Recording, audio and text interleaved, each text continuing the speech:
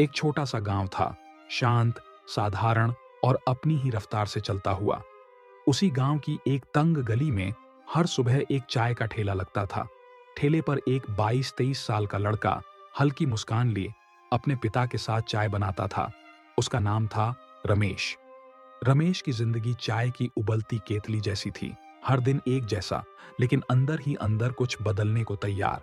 लोग आते, चाय पीते और चले जाते, लेकिन अक्सर कुछ लोग हंसते हुए कह जाते, अरे रमेश, तू तो हमेशा यहीं रहेगा, चाय ही तो बेचनी है तुझे। और रमेश बस मुस्कुरा देता। पर रमेश के अंदर एक बेचैनी थी, कुछ बड़ा करने की, कुछ अलग सोचने की। एक दिन शाम ढलने को थी जब एक अजनबी बुजुर्ग उसके ठेले पर आए। उन्होंने चाय मंगाई, एक घूंट लिया और फिर बोले, बेटा, तू सिर्फ चाय नहीं बेच रहा, तू लोगों को वक्त दे रहा है बैठने का, बात करने का, मुस्कुराने का। लोग यहाँ सिर्फ चाय के लिए नहीं आते, वो तुझसे जुड़ गए हैं। सोच को थोड़ा बदल, ये ठेला भी एक पहचान बन सकता है।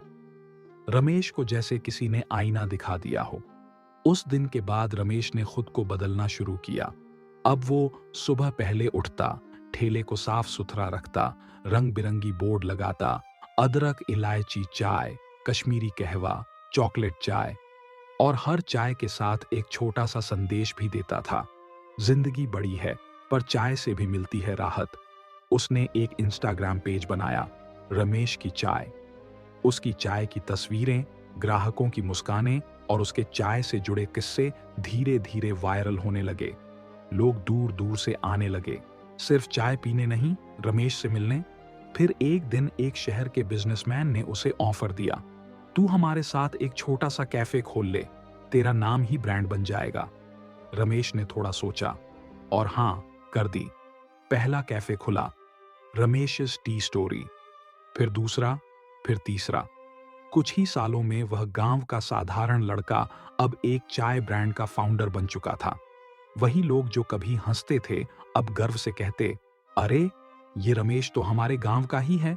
एक इंटरव्यू में जब रमेश से पूछा गया, आपने इतना सब कैसे कर लिया, तो रमेश मुस्कुराते हुए बोला, मैंने कुछ बड़ा नहीं किया, मैंने बस अपनी सोच को बड़ा किया।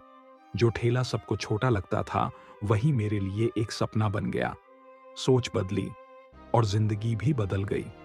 दोस्तों, जिंदगी में हालात बहुत बार हमारे काबू में नहीं होते, लेकिन सोच हमेशा हमारे हाथ में होती है। सोच बदलो, रास्ते खुद ब खुद बन जाते हैं।